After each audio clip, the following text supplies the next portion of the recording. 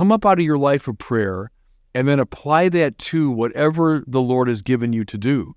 And never say, oh, this is, what good is this? No, it belongs to the very creativity of God, participates in it. And God has given you this work to do on behalf of people. And it might be, putting together a camera. It might be sewing clothes. But whatever it is you're doing, if it's done with dignity and with truth and with a sense of its loving purpose, that's beautiful. That's sanctified.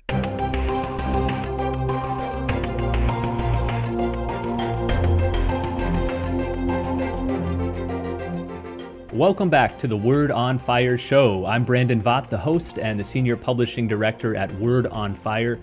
Is work something good or something bad? Is it central to being human, or is it a punishment resulting from sin? And how do we understand work theologically in relation to God? That's what we'll be discussing today with Bishop Robert Barron, joining us from Rochester, Minnesota. Bishop, good to be with you as always. Hey, Brandon, how are you and the kids doing? Yeah, we're doing really well. We just got back from our long cross-country road trip. We drove all the way out to Denver to have our boys attend Camp Wojtyła. Big shout out to the good folks out there. And then we stopped by and saw you and Father Steve for a while there in Mount Minnesota. Rushmore before us, right? And then you went to Chicago and then back to Florida. Right. Good. That's right. It was quite an adventure. But you yourself are just wrapping up a vacation too. Tell us about that. How's it been? Have you read any good books during your vacation? Well, I have. The vacation, I just did a staycation here because I travel so much, the thought of getting on an airplane and going somewhere. So I just stayed here at my home in Minnesota and for a couple weeks really, and the weather was great. And I did read things that that are not connected to projects. It would just be, for fun. One is the intellectual autobiography of the great Peter Brown. Peter Brown, the Oxford historian that wrote the definitive biography of Augustine.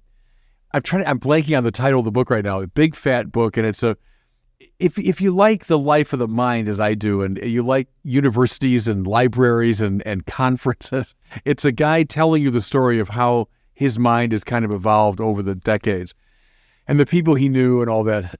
So I was reading that, and let's see, what else during the vacation was I reading? I read a book on Girard book you were reading. Yeah, that's right. I got that book on Girard. It's a collection of his shorter pieces and aphorisms, and that was quite fine. And I read that biography of Russell Kirk by Brad Burtzer. When I was down at Hillsdale College, he gave me a beautiful hardcover, leather-bound version of it. So I've been reading that too for fun. So anyway, the vacation was great. Well, speaking of books, a new book just arrived at the Word on Fire offices, which we're all very proud of. It is called The Theology of Bishop Barron, and it's written by the esteemed Catholic theologian Matthew Levering.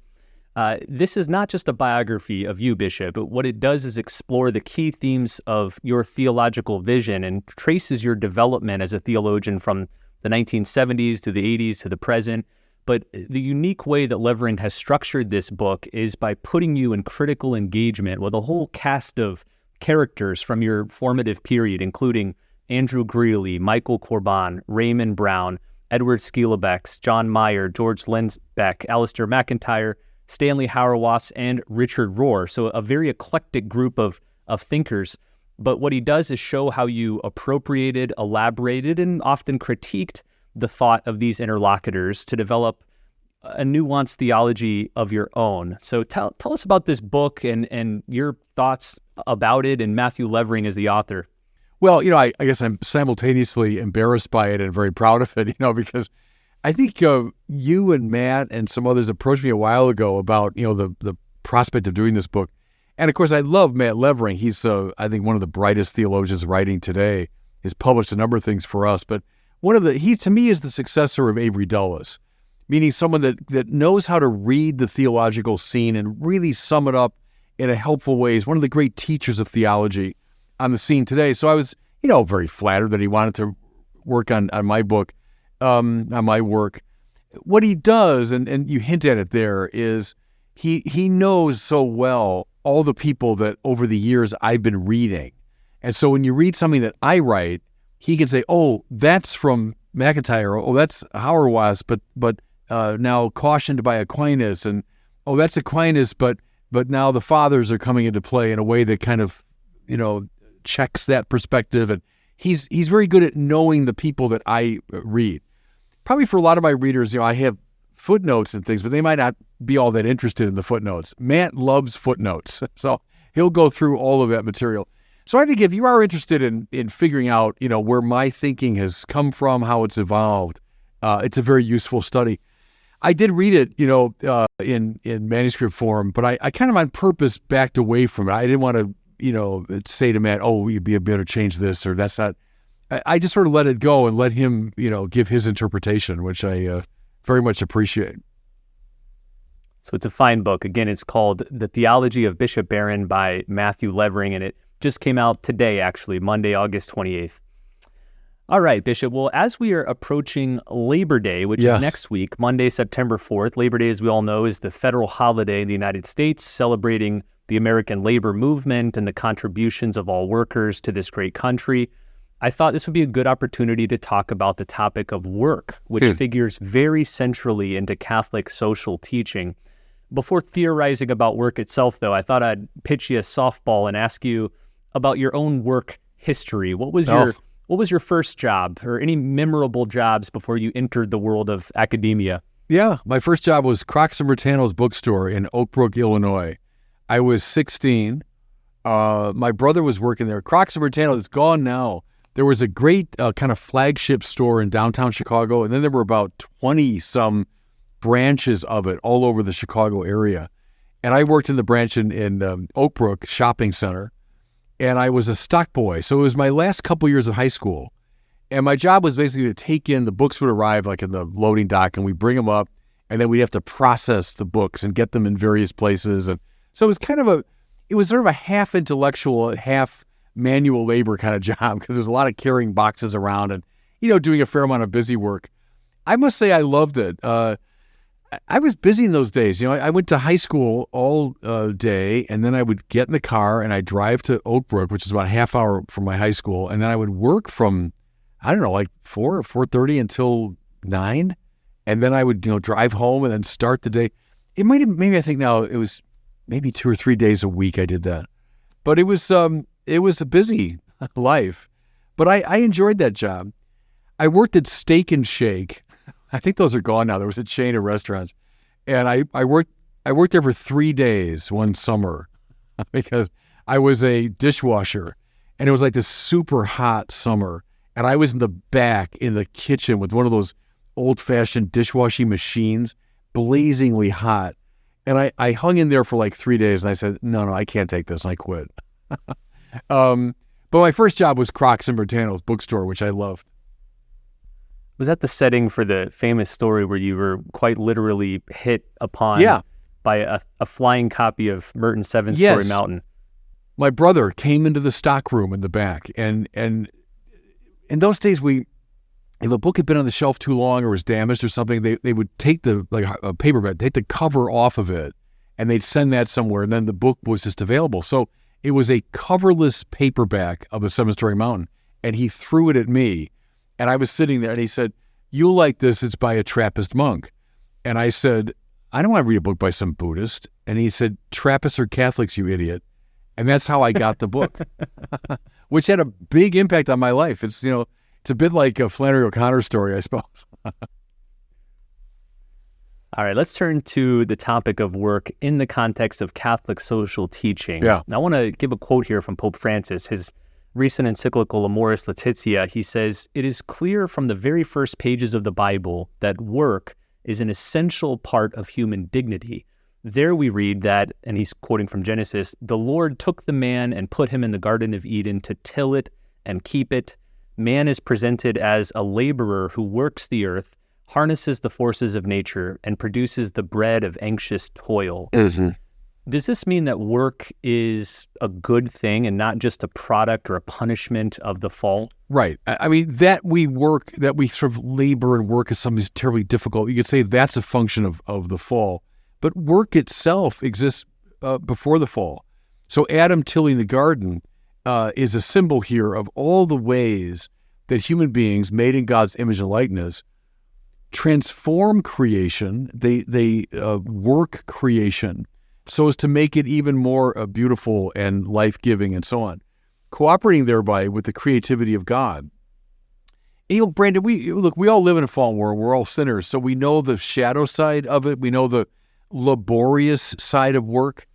But we also know this, that the way you feel at the end of the day after a good day's work, and there's nothing like it. Like, contrast, we talk about my vacations, like a vacation day, which is great. We're all in favor of vacations.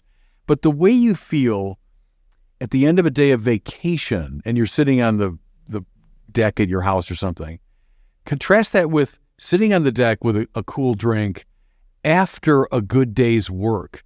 There's something that's more satisfying, isn't there, about that second one? Because we know that work has drawn something out of us. It has produced something in the world that didn't exist before. Talk to anyone who's an inventor or an entrepreneur, someone that invents a business, create something of value in the world. Well, that's like just permanently satisfying state of affairs. And then even the way that your body is involved, you call upon the energies and skill of your own body when you work. I like to, John Paul II, who was so sensitive to these issues, talked about the academic person going to his intellectual workbench. And that phrase has stayed in my mind ever since I read it, because that's a lot of my job, is to go to a desk with a computer and I'm writing and so on.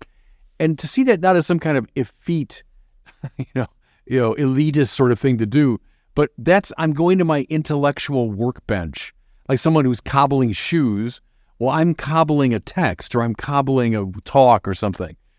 Work is beautiful as it calls forth our creativity, engages our energies, and produces something really new and beautiful in the world. See, because I've said this a million times, God does not compete with us. God has zero interest. He has nothing to gain from us. So he wants just to give to us.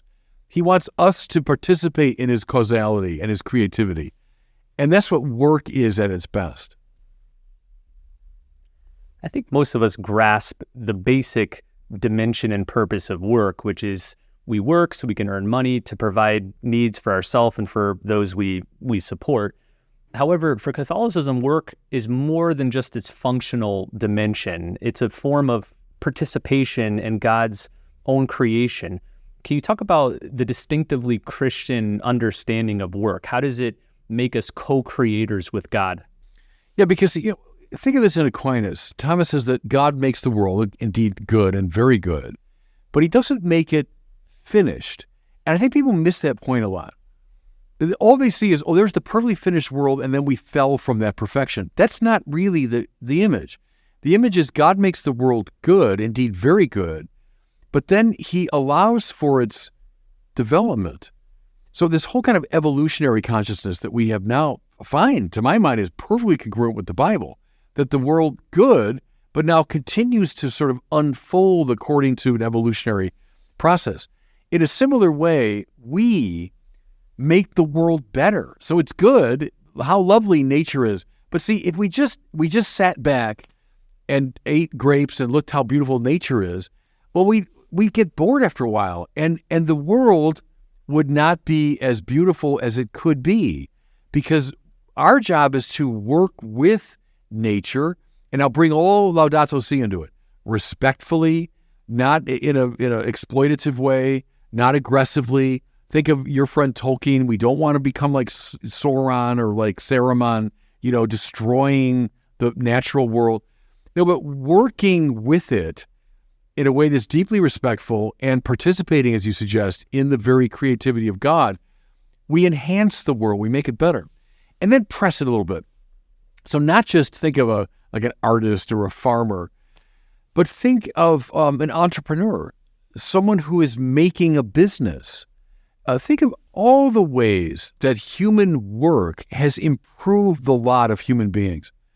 The fact that here you and I we're thousands of miles apart, and we're talking effortlessly to each other through these elaborately complicated machines.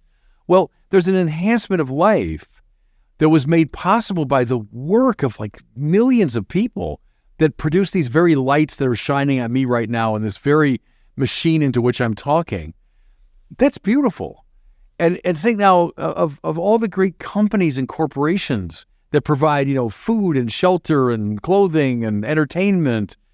Beautiful, beautiful. They've enhanced life. That's the purpose of work. All of that is the descendant of Adam tilling the soil of the garden prior to the fall. And think of all the people that made these lights and cameras and microphones and everything, that at the end of their long day of work, I hope they sat down in their easy chair and had a cool drink and said, yeah, it was a good day of work today. I produced something of real value, Like I wonder the people that literally made these lights and microphones and stuff, maybe some of them were Catholics. I wonder if it ever occurred to them, hey, I'm actually making a camera that's going to be used for evangelization. I just made a microphone through which words of the gospel are going forth into the world. So, that's work at its best, right? That's what work is meant to be, that it makes the already good world better. It makes our psyches healthier, makes our bodies healthier. John Paul was very good on that because he did a lot of manual labor as a young man, in the quarry and factories and so on. He knew about that, this literal sweat of your body. Okay. You feel good after a day of work like that. Those are all the ways I think, Brandon, that we can develop a spirituality of work. I know for centuries, Christian laborers working in their fields, plying their trades, have been inspired by the fact that Jesus, the God they worship, was also a worker. We know from the Gospels that for decades, Jesus worked in the carpenter shop in Nazareth with his father. What is the significance that the founder of Christianity was himself a carpenter, a worker? Yeah, it's tremendously powerful.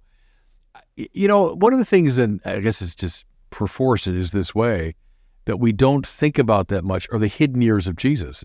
They're hidden, so there's not much we know. But it's interesting to speculate about that for the vast majority of his short life, he lives to be only, let's say, around 30 or so. But for the vast majority of that, he lives in privacy with his parents in this little nothing town of Nazareth, first century Nazareth. It couldn't get more primitive in a way. And what's he doing? He's a carpenter, a tekton, the Bible says. So some kind of a producer, laborer that makes things. Not exactly sure what that means, but that his body was involved, his hands, his mind, to create things and design them, dealing with payments, and that guy's late with his money, and how about I haven't sent the bill yet to her, and all of the little details of the life of a laborer. Beautiful. The Word made flesh deigned for the vast majority of his adult life to live precisely that way, thereby sanctifying it.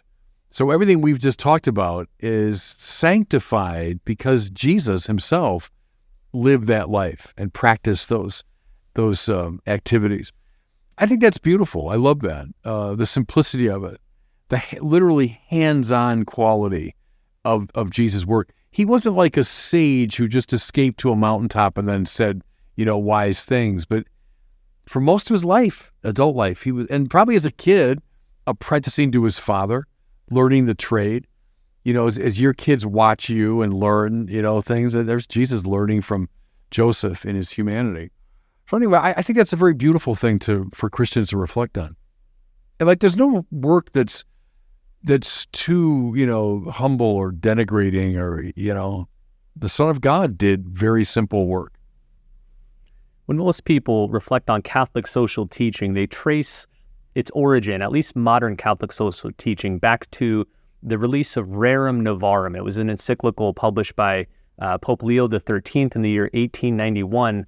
And this first encyclical that launched this modern tradition dealt with the topic of work. I know it's been one that you've pointed to often in your work. Can you tell us a little bit about Rerum Novarum? Yeah, it's a great text, a revolutionary text. Here's the thing, Brandon, about Rerum Novarum that I think people don't reflect on enough. it's coming up out of a very volatile time in European history. So Marx writes the Communist Manifesto, 1848, the year of revolution. And Europe was rocked in the ensuing decades by a lot of revolutionary violence, much of it on behalf of oppressed workers. Now, were workers oppressed? You bet they were. We take for granted child labor laws, minimum wage requirements, limited workday, unionization, antitrust legislation, all these ways that a capitalist political economy has been limited by law. And so we take them for granted. We applaud all those limitations. Well, think of a time when none of that existed, when there was a kind of rampaging, untrammeled capitalism that was extremely oppressive to workers. So Marx articulates it, now in an exaggerated way and backed up by a very inadequate ideology, yes. But the issue that he raises, nevertheless, is a legitimate one. What do we do about so many workers who are now being oppressed and living in horrible conditions, working under horrible conditions? So Leo XIII writes this text kind of at the culminating moment of that time. And he is taking very seriously the critiques of people like Marx and the concern raised by people like Marx, even as he distances himself clearly from Marxist solutions to it. Okay, so I think that's Rerum Novarum, is the church looking very seriously and honestly at this problem of the exploitation of workers. And, Marx, to his credit, wanted to restore workers to their dignity. He wanted to, that they be creative, that they be close to nature, that they find themselves, they're not alienated through their work, all of that. And I think that positive side of the Marxist critique finds its way into Catholic social teaching, without going down the road at all of the Marxist ideology and all that. And dare I say it, you can find some of that in Laborem Exercens, 1981, written on the 90th anniversary of Rerum Novarum by John Paul II, who as a young man lived in Marxist Poland, and as a scholar knew Marx very well. The famous story that when he went into the conclave and elected him Pope in 1978, for his reading material, he brought a Marxist journal. So John Paul II knew the Marxist theorists, and you can find some of that, I would say, positive affirmation of Marxist concern about the struggle of workers in Laborem Exercens, even as he clearly backs away from a Marxist solution. So I think that's an important theme in Catholic social teaching. I wanted to mention that a couple years ago, Word on Fire published this beautiful collection as part of our Word on Fire Classics series, but it's the Catholic Social Teaching Collection. And it has the full text of Rerum Novarum. If you haven't read it, it's not long. In this book, it's only 38 pages long. You can read it in maybe 1 or 2 sittings. But I encourage you, check this out if you want to read the actual text behind the Catholic social teaching tradition. Bishop, as we get near to the end here, I want to highlight 2 different saints who are often associated with the church's concern for work and workers, Dorothy Day and Saint Josemaría Escrivá. Let's start with Dorothy Day. So as a young radical, Dorothy Day, who ended up being the foundress of the Catholic worker movement, found it difficult to abandon her sympathies for communism and Marxism in order to eventually convert to Catholicism, in part because it seemed that the communists were standing more strongly on behalf of workers. But she came to see that, in fact, the Catholic Church offered an even stronger defense. How have Catholics defended the rights of workers, especially over the last couple hundred years? Well, you see it in the social teaching tradition. So in Rerum Novarum, for example, the strong advocacy for unions, which was pretty radical at the time. Or you see in Quadragesimo Anno, which means on the 40th year, and it was written on the 40th, 1931, Pius XI. And, there you find the focus on subsidiarity and the importance of the local control. And that's not just a political, that's an economic category too. Read again, your friends like Lewis and Tolkien and Chesterton were very strong on subsidiarity, distributism, and all that. And those were very pro-worker. In fact, I happened to stumble on it just the other night. There was the very first of the Lord of the Rings films, and And when you watch, Saruman and the destruction of nature and the exploitation, the workers that he creates out of the earth who are just like slaves of his economic and military and political ends. It's a poetic exaggeration, but that's what Tolkien and company saw in excessive forms of capitalism. It doesn't respect the local community, doesn't respect nature, doesn't respect the integrity and freedom of the worker, all of that. So that side of Catholic social teaching, you want to call it left wing, well, that's left wing. It doesn't favor an untrammeled capitalism, doesn't favor a completely free market system. It wants to see both a moral and legal restriction of those realms. So I think that's an important caution. People like Dorothy Day, I think, would have deeply appreciated that too. Look at her paper. It's called The Catholic Worker. So you're right. She wanted to advocate the rights and dignity of the worker, but within a Catholic context, not a communist context. She probably did see that in our country, some of the communists and socialists were more attentive to the needs of workers than capitalists. Now we can quarrel with Dorothy Day and say, well, she leaned too far left in her theorizing. Fair enough. But the principle, I think, is an altogether valid one. Who's the other figure you mentioned? Dorothy Day? Yeah, and Escrivá. Escrivá, a different figure. He's a priest and a spiritual master, founder of Opus Dei. He devoted much of his life to developing a spirituality of work and helping especially laymen to find God in their work, not separating the two. I have work over here and church life over here. Here's a good quote from him. He wrote, quote, "Your ordinary contact with God takes place where your fellow men, your yearnings, your work, and your affections are. There you have your daily encounter with Christ. In the midst of the most material things of the earth, there is where we must sanctify ourselves, serving God in all mankind." How can we find God in our work? I think Escrivá is interesting because his Opus Dei emerges out of the time of the Spanish Civil War, when there was this great battle between a more right-wing militaristic, setup and then a communist setup, a socialist. And so he's sensitive to that battle. And I think you can hear in that language a deep concern about workers and about ordinary people. He doesn't want them to be set aside. And I think it's what we talked about earlier, is that you're doing the simplest task, but you do it well, you do it with intelligence, with dedication, with creativity, with a sense of the value to another. That's altogether dignified, that work. That takes on a spiritual quality that it wouldn't otherwise. So I think it's come up out of your life of prayer and then apply that to whatever the Lord has given you to do. And never say, oh, this is, what good is this? No, it belongs to the very creativity of God, participates in it. And God has given you this work to do on behalf of people.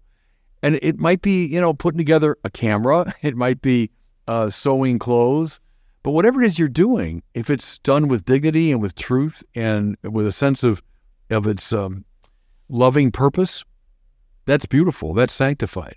I think that's how Escrivá would have seen it.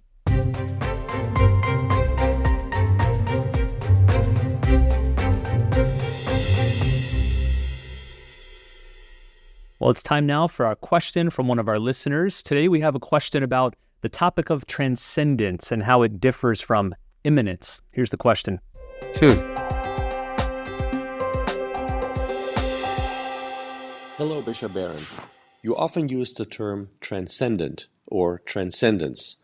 It seems like such words are used to point to things or phenomena that exist outside of this world, but it is difficult to derive a clear definition of these terms.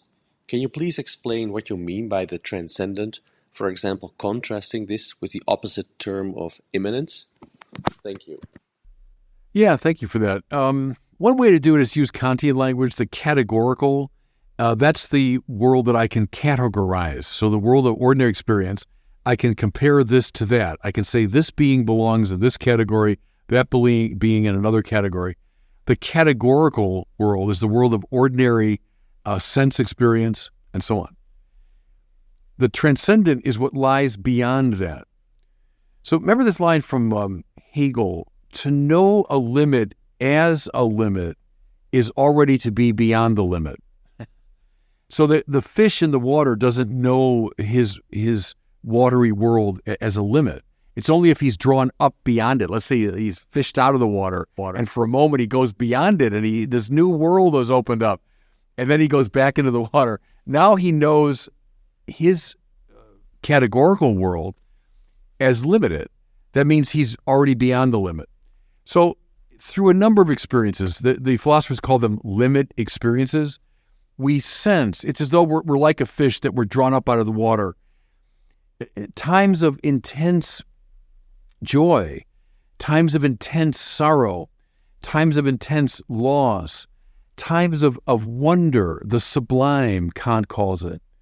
When we come to the limit of our ordinary experience, but to know it, see, as a limit is already to be beyond it. That beyond world, which, and you're right in this, that by definition can't be categorized. That's why we start gesturing toward it with poetic talk. Doesn't mean that we've surrendered, as that's the only language we have at that point. But we've noticed that there's something that lies beyond the categorical realm. That's the transcendent. Now, in the ultimate sense, that means God. It means the realm of God, because God is the unconditioned reality. So God can't be fit into the categorical world at all. God is in his very nature transcendent to that world. And so the transcendent is now a hint.